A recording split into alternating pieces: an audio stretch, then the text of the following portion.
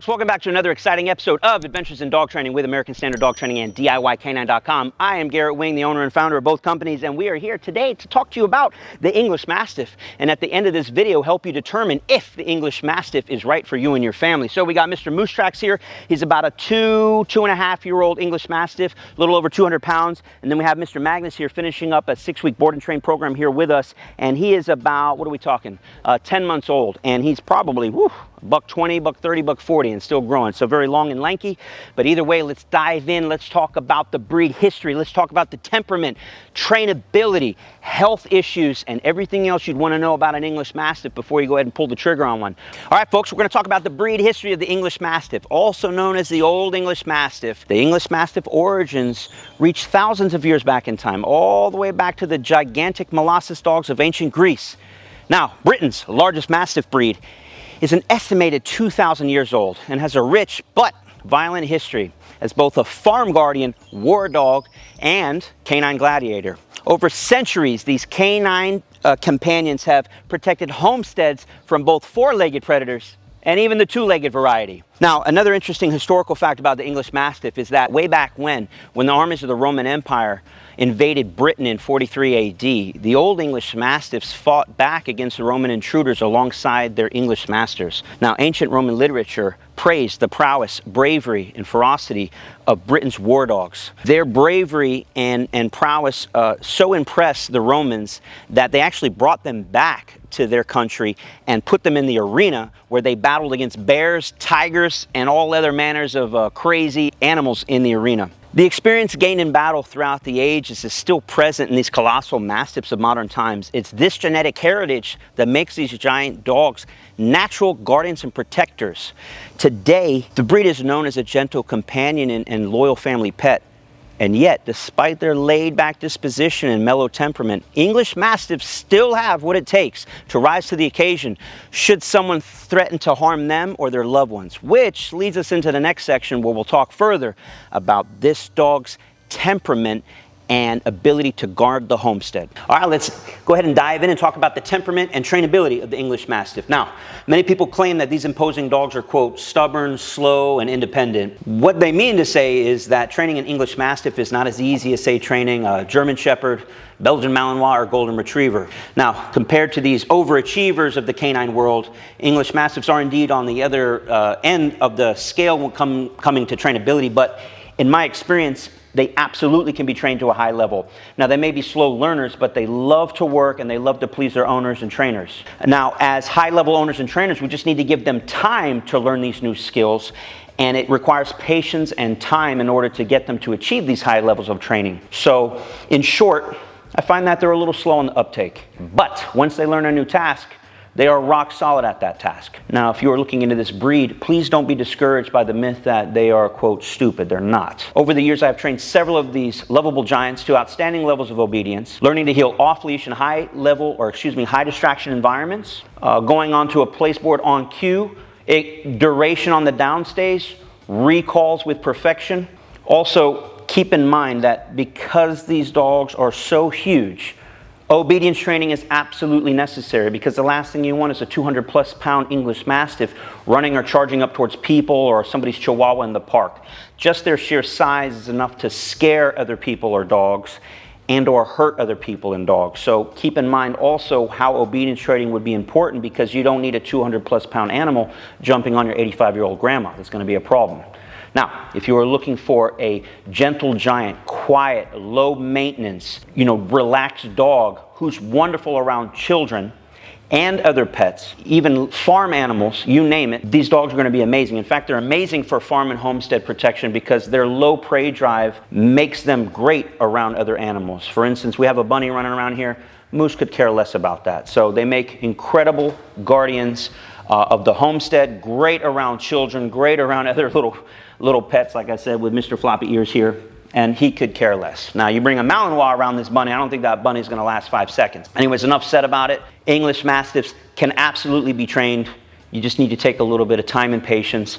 And one more thing to keep in mind, where you might be able to put in a 30, 45-minute training session with a Malinois, these boys and girls get cooked in 5, 10, 15 minutes, especially depending upon where you live. But the heat, like in South Florida, gets to them pretty easily. And so you just got to make those training sessions a little shorter, a little sweeter, a little more impactful, rather than grind them out for 30, 45 minutes. All right, now let's talk about the guarding ability of the English Mastiff. Now, due to their long history as guardians and battle dogs, English Mastiffs are naturally protective of their owners and wary of strangers. This means that they do not require personal protection training to defend their family and their territory. Compared to many other guardian breeds, English Mastiffs are not the fastest dogs to act, and very rarely will they just bite a person outright for no reason. If these giant dogs perceive a threat to their loved ones, they will assume a defensive position, typical for what's considered a close quarters guardian. In that case, the Mastiff will step in front of their owner and block their owner from the threat that's coming, whether it be an animal or a human. Now, if that animal or human gets any closer, they're going to put out a serious bark. If that threat doesn't appreciate that bark, they're going to let you know what time it is with these over 1-inch canine teeth and 900 pounds of pressure.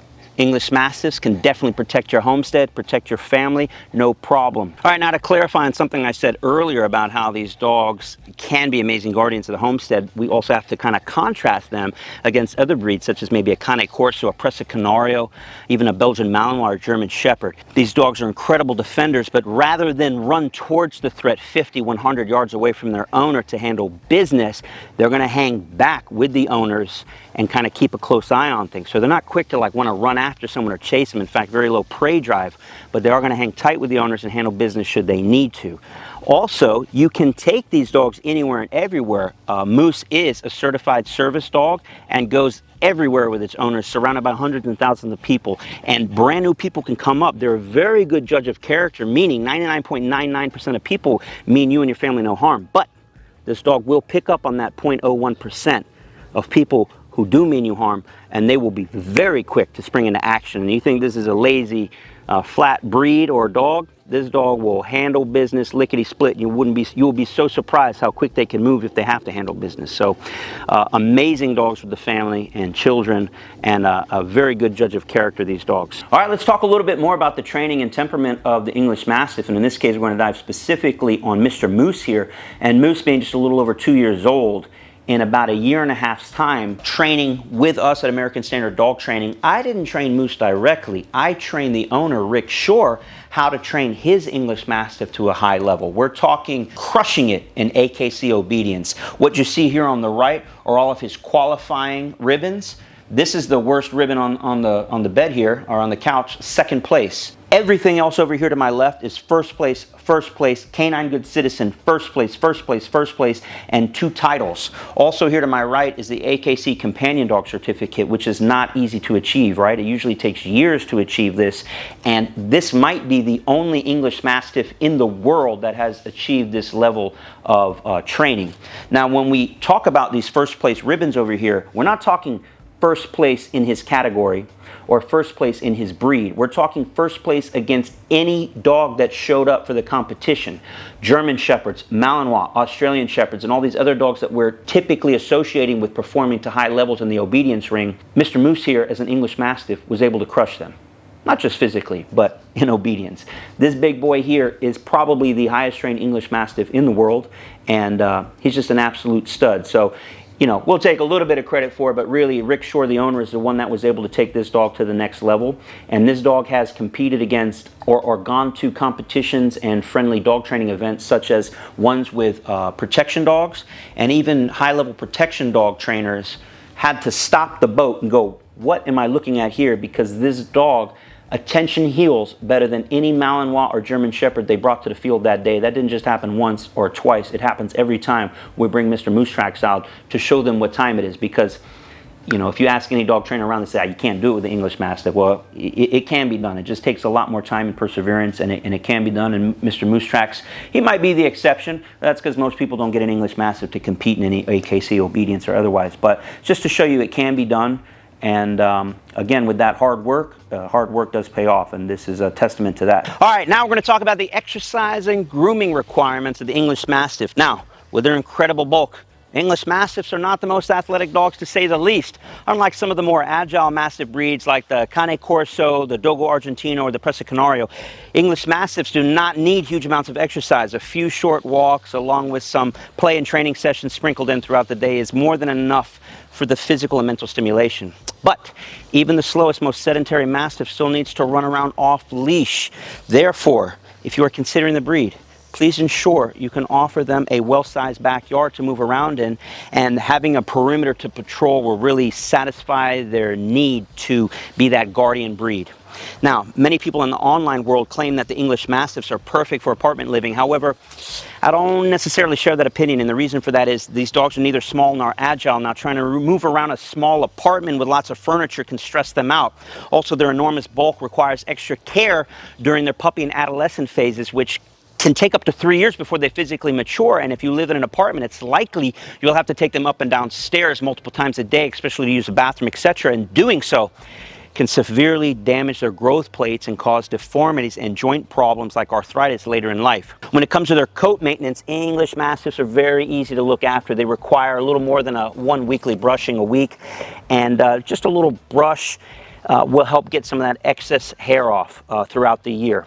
Now, having said all that, there is a drool factor. Because of these big old massive jowls, they drool a lot. Now, this isn't much, but most owners are going to be familiar with these gleaming globules of drool ending up on their TV, on their ceiling, on the wall, and on the sofa. So if you're going to get an English Mastiff, that is something you have to be aware of, especially this comes about when they're excited, maybe on a long walk after they drink water, or they eat some food or anticipation of food or treats. You're going to see some drools coming down. And it is what it is, folks. It doesn't happen all day, every day. As you can tell, he's not even drooling right now. But if and when they do drool, it's a little messy, can get on your clothes. So you're going to want to have maybe a bandana around the dog's neck, have a small towel handy, and try to wipe those goobs off when they appear, because if you don't, they harden and dry. And I think of it like the fifth element, right? We got what, air, water, whatever it is. I think drool is like the plasma. It's like a fifth element, and it's just a funky thing. When it dries like super glue, so it's hard to get off. But hey, if you can get over the drool, whoop-de-doo-dah, you'll be set, you'll be good to go. My Italian Mastiff drool is similar to an English Mastiff. It's here, there, it's everywhere. Give it a little scrub, it'll come off your walls and be set. So if you can get over the drool, if you can get over the size, they can be amazing, amazing animals for you and your family. All right, it's time to wrap up this video on the English Mastiff, yet one question remains. Should you get the English Mastiff? Well, if you want an amazing, loving, stable temperament guardian, then yes, get an English Mastiff. But be very careful. Choosing the right breeder is extremely important. Because of the size of this dog, we need to make sure that not only is the health squared away, but it's the temperament squared away. The last thing you need is a 200-pound monster on your hands that has social issues. But again, if you want an amazing dog that's great around kids and other dogs, yet has the ability to handle business, then the English Mastiff is right for you. All right, folks, thanks so much for taking the time to watch this video on Is the English Mastiff Right for You? We just want to take one more quick moment to remind you about our online courses located at DIYK9.com. Make sure to check them out. Like I said, we have everything from puppy essentials to high-level training to take your dog off leash or on leash anywhere you so desire. And thank you again for watching. Make sure to like, share, subscribe, and we will see you in the next video.